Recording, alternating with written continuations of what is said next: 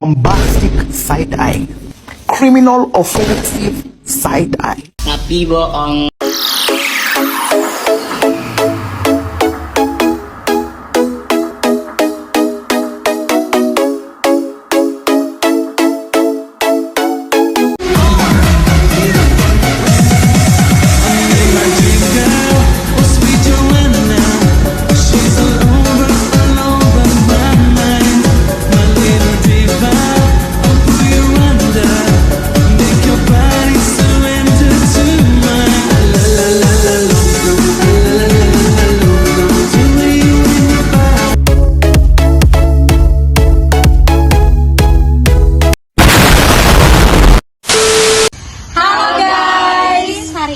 Kami dari Prodi Teknologi Informasi semester 2 kelompok 1 berkunjung ke LAN Kapsikum Anom L yang lokasinya berada di Paroki Nestleu, Jalan Ahmad Yani, Kota Keva, Manado. Yuk ikuti keseruan kami untuk mewawancarai petani dan mensurvei lokasi budidaya tanaman cabai. Ayo guys!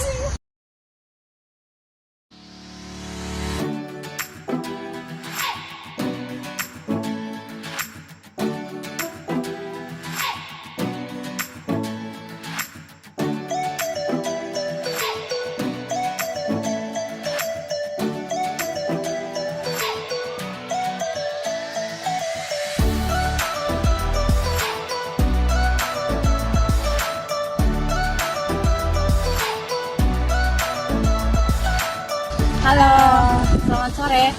Baik, di sini kami sedang bersama pemilik lahan dengan nama kakak siapa? Baik, nama saya Ridwan Suleka. Kalau boleh tahu ini lokasi lomboknya di daerah mana? Ini di lahan gereja Paroki Nestleu, Jalan Ahmad Yani. Kira-kira berapa luas lahan yang dibutuhkan untuk menanam tanaman cabai?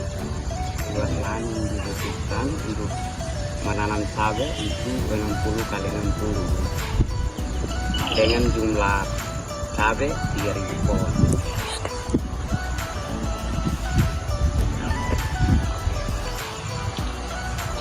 Ini guys, tanaman cabainya seluas ini guys.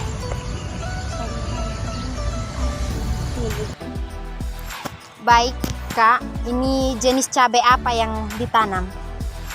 Jenis cabai yang ditanam cabai dewata 43 dengan cabai dewata 71. Baik Kak, perbedaan cabai dewata 43 dengan cabai dewata 71 itu di mana?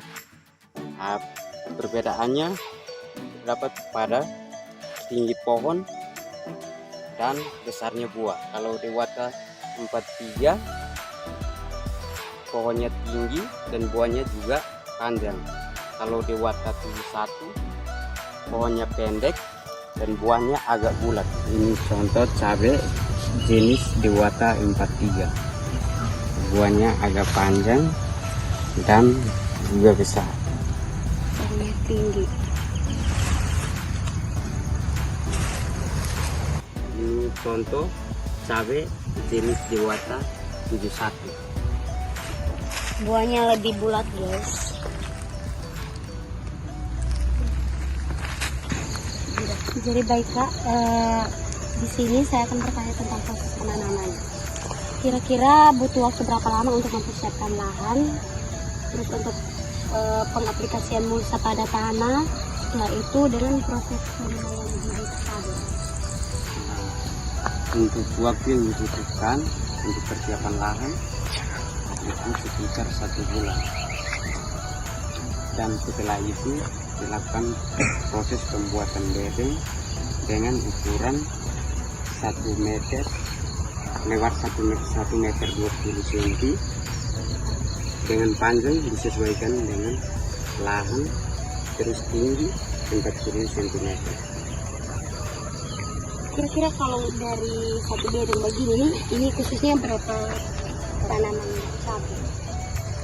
Nah, ini untuk satu bedeng ini kan ada 48 lubang sebelah. Berarti kalau ada 2 sebelah menyebelah berarti semua 96 pohon. kalau kita bisa tahu ini lahan kosong nih, kenapa dia bisa tidak ada kasih tumbuh cabai? Nah, ini untuk lahan kosong ini sementara ini kami masih tunggu benih yang sementara disemaikan. Nah, itu benih juga masih berumur satu bulan, jadi belum bisa untuk dipindahkan. Jadi di sini ya, ini cabai juga ya Kak? ya di sini juga cabai. Nah, minimal cabai itu dipindahkan dari tempat persemaian ke bedeng ini. Nah, minimal dia berumur 2 bulan. Terus alat bantu apa yang gunakan untuk membajak tanah? Nah, alat yang kami gunakan di sini kultivator, Itu hanya traktor tangan untuk membajak. Sedangkan proses penyemaian bibit membutuhkan waktu berapa lama? Nah, proses penyemaian bibit itu membutuhkan waktu sekitar 2 bulan, baru pindah tanah. Jadi proses penyemaian bibitnya sendiri, setelah itu baru dipindahkan ke musa.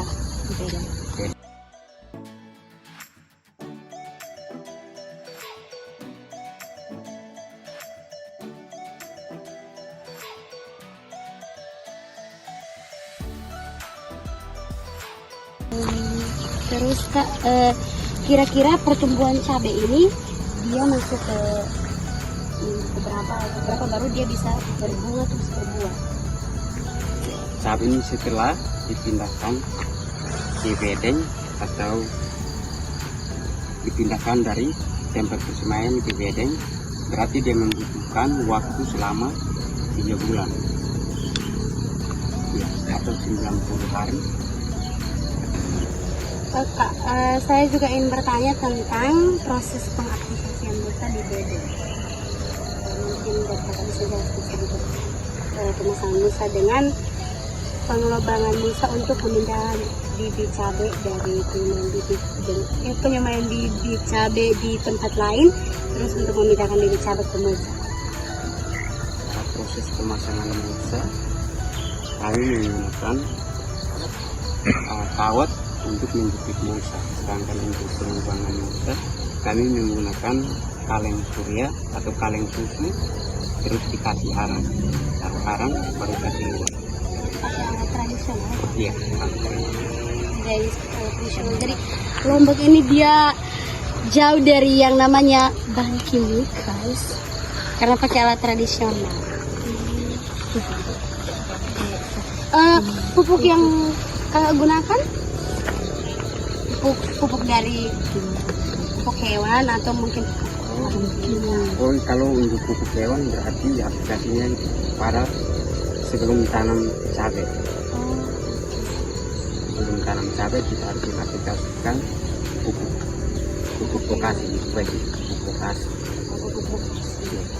Setelah penanaman cabai baru pengaplikasian pupuk kimia. Ya. Pupuk kimia yang kakak gunakan itu jenis apa? Untuk batang, akar, daun atau buah. Untuk semua Masih nama pupuk kimia. pupuk kimia ini digunakan untuk proses pertumbuhan lebih cepat. Itu kami menggunakan ultradap atau NPK, terus ada CNB Kalitra. Itu untuk proses pertumbuhannya lebih cepat. Kalau untuk daun kami menggunakan Maxigrodea. Maxigrodea itu Maxigro daun. Kalau untuk buah dan bunga itu kami menggunakan Maxigrodea. Kira-kira ada hambatan ke sini Pak? Ada hama begitu atau pernah gagal panen? Iya. Dalam budidaya tanaman Lombok pasti ada hambatan. Hambatannya itu ya Lombok terserang hama dan penyakit. Hama itu misalnya lalat buah, terus penyakitnya itu penyakit patek atau Yang seperti busuk buah. Oh, busuk buah. Mungkin warna seperti ini. Busuk buah ini namanya apa? Penyakit patek. Penyakit patek. Atau busuk buah. Kira-kira ada solusi ke sana Kak untuk mengatasi hama pakai penyakit paket yang tadi Kak bilang? Ada. Nah, fungsinya kita menggunakan fungisida dan pestisida. Nah, pestisida itu untuk mengatasi hama dan fungsi dari fungisida itu untuk mengatasi Penyakit patek itu. Iya. Cara pengaplikasiannya di tanaman ini kemana Pak? Nah, cara pengaplikasiannya bisa disemprot di permukaan daun atau langsung kocor di bagian batang. Oh, bagian atau batang. akar. Iya. Berarti di pembuat jangan? Di pembuat. Kalau semprot di atas di permukaan daun berarti buah juga kena. Jadi baik Kak, setelah kita wawancara tentang proses penanaman, saya ingin bertanya lagi tentang proses pemasaran. Dari proses pemasaran, kalau istilahnya di sini kita sebut dengan papa lele. Papa lele datang mengangkut lombok ini dalam jumlah sampai ton, atau dia cuma mengangkut per kilo untuk dipasarkan kembali? Nah, kalau papa lele datang ke sini itu ambil dalam jumlah yang tidak terlalu banyak, misalnya 20 kilo, mereka ambil begitu 20 kilo dan langsung oper ke pasar. Berarti seperti tadi 20 kilo, per kilonya dijual dengan 50.000. Kalau papa lele datang angkat di sini dengan, contohnya angkat di sini dengan harga 50.000 per kilo. Kalau oper di pasar berarti harganya sekilo itu 60.000. Oke Kak, kira-kira ini penghasilan Kakak dalam per minggu Per minggu itu berapa untuk lombok ini? Kalau dalam seminggu lombok yang terjual sekitar 20 kilo. 20 kilo itu harganya berapa? Dengan sekilo harganya 50.000. 20 kilo 1 juta. 1 juta dalam seminggu. 1 juta dalam 1 juta dalam seminggu guys. Kakak mungkin sering bertanya tentang sejauh ini apakah sudah ada papa lele yang datang terus foto hasil tanaman kakak dan mengunggah di sosial media atau belum? Jadi kakak juga menggunakan alat bantu proses pemasaran itu medsos untuk kakak, saya mau bertanya, mungkin sekarang kan yang kita dengar isu-isu berita tentang harga cabai yang meroket di pasar. Sejauh ini mungkin tanggapan dari kakak tentang harga cabai yang meroket di pasar bisa disampaikan. Mungkin ada yang datang beli lombok eceran di sini lebih murah dibandingkan di pasar atau? ya, kalau tanggapan soal harga cabai meroket di pasar, kalau yang beli eceran di pasar berarti 5.000 itu tidak banyak. Kalau beli langsung di sini berarti 5.000 itu banyak. Ya sama dengan 10.000 di pasar. Lebih untung, hanya kalau beli datang ke pasar guys. Ya, Lebih murah, sebegitu dapat banyak lagi. Itu tapi ya. gratis nomor, plus kakak per nomor. Nanti kamu dapat cabai terus.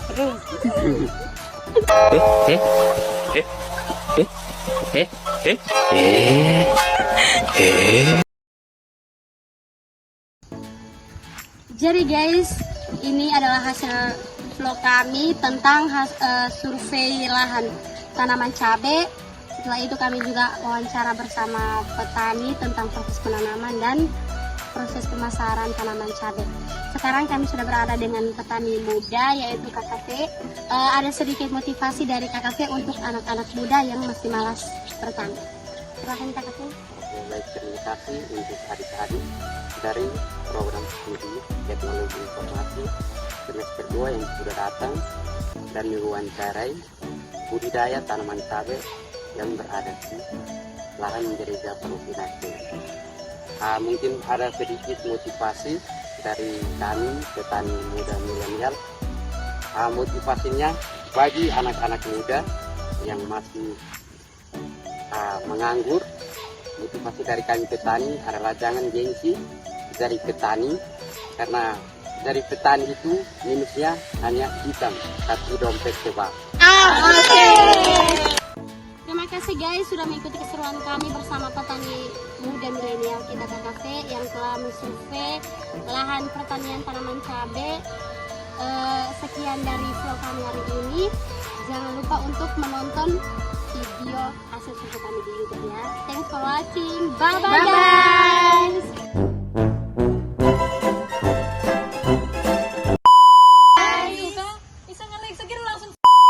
Kami son ada lombok di rumah jadi kalian datang ketik sampai sini. Goreng jagung pakai lombok. Kalau pesan jagung goreng harus Jagungnya terus ini bukan betul. Ini pengen kan guys yang dapat.